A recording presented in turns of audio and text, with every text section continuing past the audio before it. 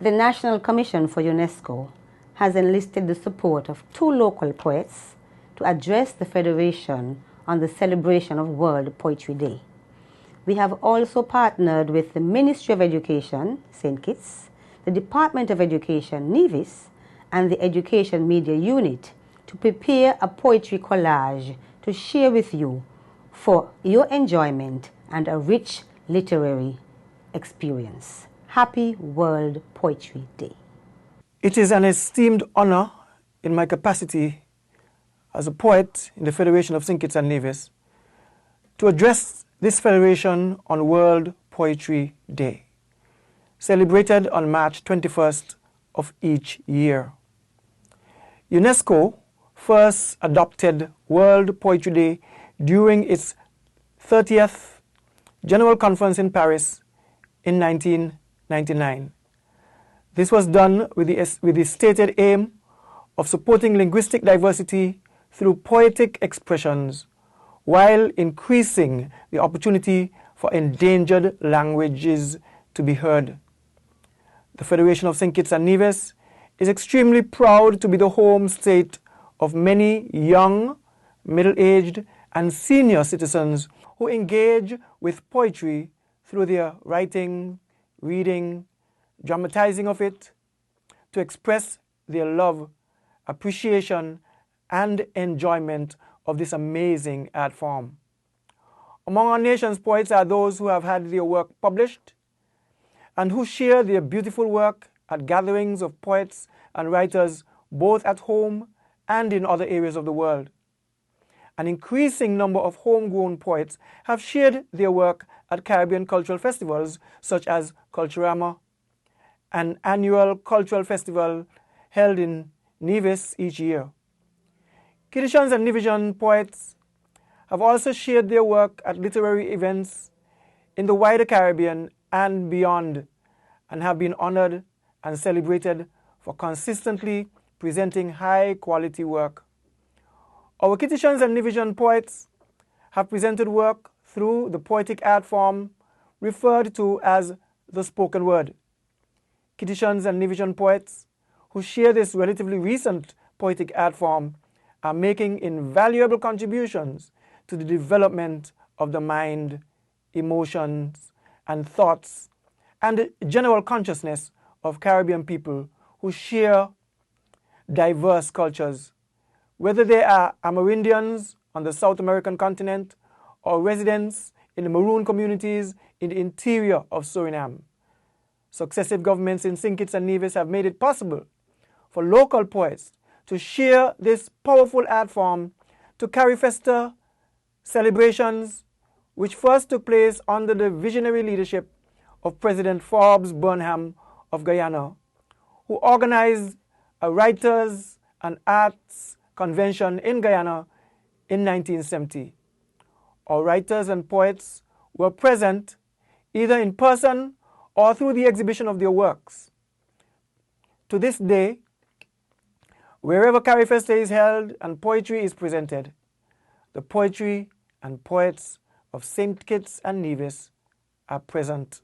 As a highly literate nation, we are proud of this. As citizens and residents of St. Kitts and Nevis, we recognize and laud the poets and poetry of our federation, not only as the powerful voice of the nation, but also as visionaries who create and inspire through local poetry. A nation's poets are not only the nation's mirror, through which we are often encouraged to look at ourselves. A nation's poets are a nation's motivators, or sources of pride, symbols of civility. Best wishes to our federation as we commemorate another World Poetry Day, extolling the rich legacy of our poets and encouraging everyone to use and enjoy this celebrated form of expression. Happy World Poetry Day, St. Kitts and Nevis. Partnering with UNESCO to celebrate World Poetry Day 2022 on March 21st is a great achievement in the Federation of St. Kitts and Nevis. Over the years, the countenances of persons have become radiant when a poem has been recited or read with purposeful expression.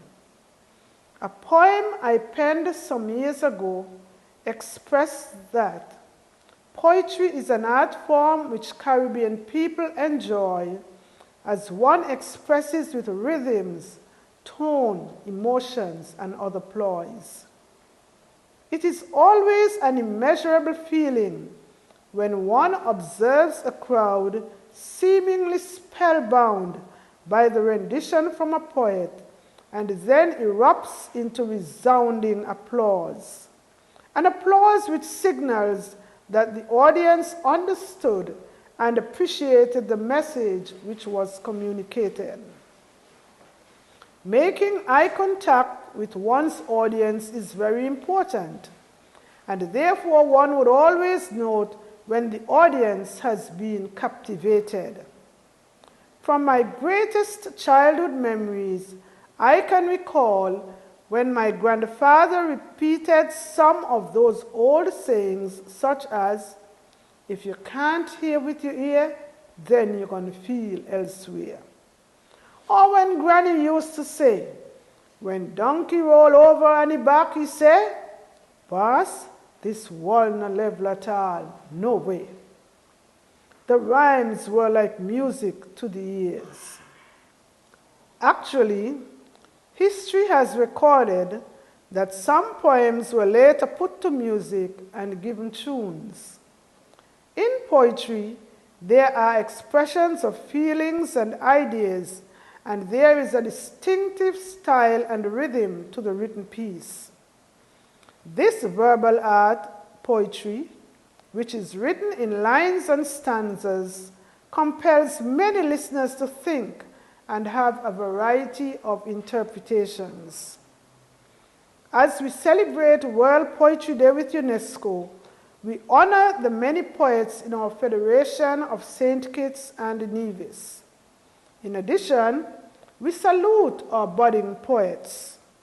Our teachers are encouraged to enhance this skill in our classrooms so that students can have an avenue to express their feelings. Alice Osborne opined, "Poetry helps us to understand and appreciate the world around us." I close with these thoughts that I have captured. The world is reflecting on the COVID-19 pandemic, which has caused changes for health systems, scientists, and academics. Lives have been lost, and others are now anxious. Mankind has realized now more than ever that life is so precious. With a war ongoing between Russia and Ukraine, one can ask, is this another pandemic of anxiety again?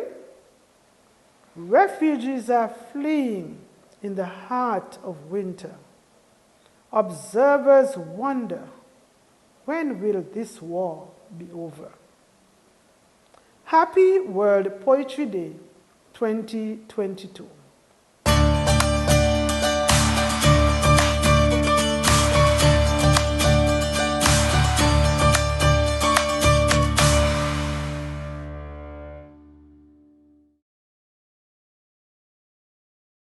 This poem is based on our theme for this year: dream big, believe in yourself, reach for the stars, and write your own story, by Miss Barbara Hendrickson. I will dream big and make my dreams my own to achieve, reminding myself that nothing is impossible to those who believe. And who better than me? Yes, me. To believe in myself, I will follow after those big dreams. I won't leave them on the shelf. I will dig deep down within me. I will reach up to the stars. I'm going to pursue those big dreams of mine. I will set my own high bar. I will think excellence, diligence, persistence, success in all its glory will be mine as I set my goals, determined to write my own story. If I were the princess principal, boy filled with change. Our school be fun and a little bit strange. We'll keep turtles in the classrooms as pets. We'll travel to Trinidad and learn to fly jets. We'll get to make movies and we'll become stars. For future, we'll blast off on rockets to Mars. We'll learn to raise strong minds and build time machines. We'll surf on tsunamis in slick submarines. We'll practice some potions and magical spells to clean up the schoolyard from sickening smells, to make us invincible and strong and tall, or turn into liquid or walk through a wall. Yes, if our principal, that's what we do. Yes, if our principal, that's what we do. We'll lock evil sciences up in the zoo while vanquishing villains and capturing crooks. In other words, we would read many more books. Written by Ken Nesbitt. Our tourism, the industry of tourism has been around for long. Its benefits and profits have made our country strong. It has boosted for many islands their economic activity and has brought about major development for all of the citizenry. When it comes to events like music festival and the CPL cricket, even National Carnival, visitors book their airline tickets so that the local entrepreneurs can enjoy the foreign direct exchange that comes from the purchase of goods and services offered at a wide range. Since its strategic inception, tourism has provided countless job opportunities with a scope from local restaurant owners to the many operators of taxis. We must not forget the travel agencies and several hoteliers. Certainly, the diversification continues to expand throughout the years. We know the government has invested millions in expanding the tourism product, so much so that an additional pier was built for cruise ships to dock. Many believe that it was done to keep our industry competitive, to ensure that tourism stays around for as long as we all shall live. Although there are many who doubt the industry's viability, tourism continues to afford the average man financial stability. We must silence the critics who claim that the industry is fragile as we come together to keep it going to make tourism worthwhile. The industry of tourism has certainly been around for long. It has a place in our identity where forever it will belong. And don't you ever think for a moment the industry won't have longer to go, for as the new generation rise, tourism will only flourish and grow. Black history is our history. We have come so far, fixing pianos, locks and hats. Joseph, Martin and Otis all paid the way so we can shine as stars. Folklore in galore, bulls, macajumbis and masquerades, clowns and actors in the grand parade, Japanese girls, David and Goliath and giant despair. Fun, excitement and merriment electrifies the ear. A mesmerizing display of folk culture, a return to the past. A sight to behold. Unfortunately, it did not last. Numerous traditions have now disappeared. The dilution of folk culture, our heritage is smeared. Bikinis, beads, and feathers all in galore. Mummies, Indians, and nigger business, sadly no more. String band and big drums once tantalized our senses, but now they're displayed behind museum fences. The influx of westernization, bozo and it. The parody of our clowns no longer legit. The haphazard masquerade display for tourists and locals alike. The dance is no longer authentic. Our ancestors find no delight. The loss of tradition, culture, and identity. We must remember that folklore transcends to heredity. So many tales and myths no longer around. Even in rural communities, their absence is profound. Don't leave baby clothes outside at night. Don't pass crossroads or you might get a fright. Never leave a hat on a bed. At the passing of a funeral, close shut doors and respect the dead. Childhood games have not escaped this onslaught. Children don't play rounders, no balls to be caught. Mississippi, pitching, dog and bone. Plum in the middle and rabbit in coop were games played at home. Basketball, baseball, golf and bingo are few of the games that have placed us in limbo. Folklore is an integral part of our ancestry, as multiple skills and talent were executed with artistry. Let us regain national pride, community spirit and a sense of integrity. So, next time you are desirous of adopting another's identity, please be mindful and reflect on your culture intensively. My name is Hilary Jimenez and I attend the Tucker Clark Primary School. School Life by teacher Kish Isaac. Going to school is a pain in the butt. Teachers and students are fuss. Principal are badly them. Parents are complaining as well. Harassment here. Harassment everywhere. Who not pregnant? I do drugs. Who not fight? I play uptight. School life is a stress, so you better make up your mind to do your best. Go to school, get an education, wait a few years to have some fun. Read, write, learn some maths, construct a paragraph, use a compass. School is the life that you should live now.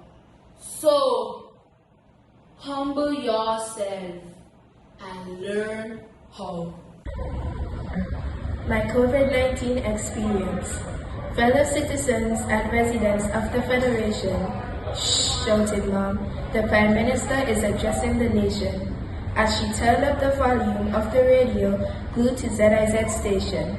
It's the story of my life since the COVID-19 situation.